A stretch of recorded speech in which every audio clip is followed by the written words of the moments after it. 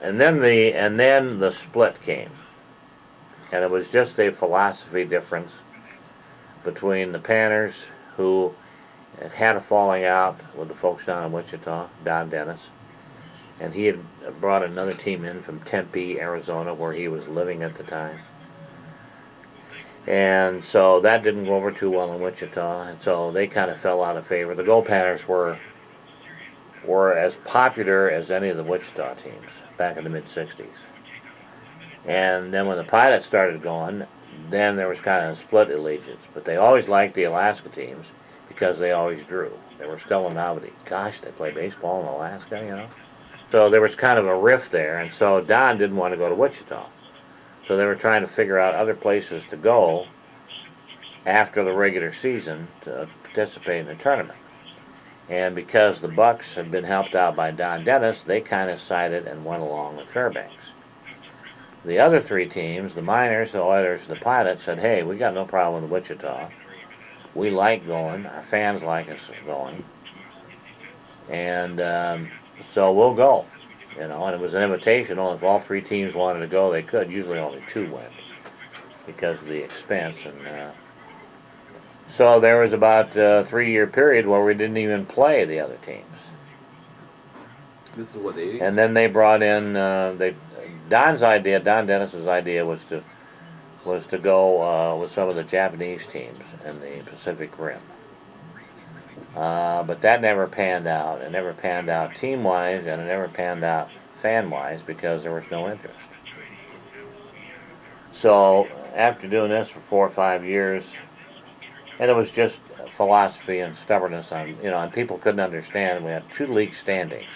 You got the Alaska Baseball League, and you got the Alaska Central Baseball League. You know. Well, gee, do you guys ever think about, you know, getting together and playing each other? You know, seems kind of stupid. Yeah, well, it is, but it was a philosophy, and that was hard to get. The media they just pulverized us, just hammered us, you know, stupidest thing in the world. And then we even had where we started playing games outside the league with the Panthers and the Bucks and Hawaii. And then all of a sudden, some of the outside things kind of dried up because the Bucks and the Panthers would go to the tournament they'd have over in Hawaii. Well, they didn't make any money over there at all, so that thing dried up. And some of the other tournaments around dried up. So then they're back down to about the only legitimate tournament that there was the NBC. So 4 years ago, we started talking to the other teams about, and Don Dennis was the key. If Don said okay, then Dennis Mattingly would go along with it. And so we decided to give it another try 3 years ago. And it went so smooth the first year, it was unbelievable.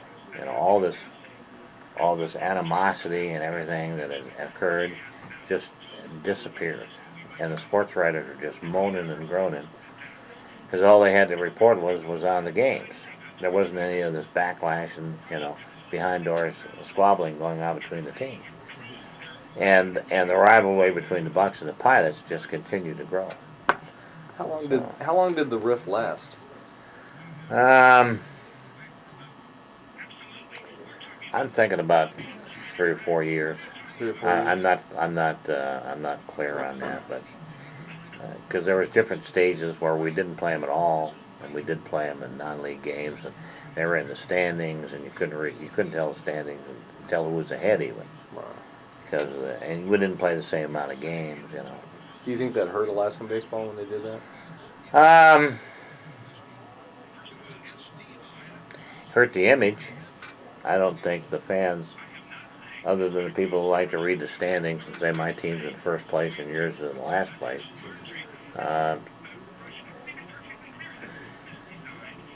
you know, it's hard to say.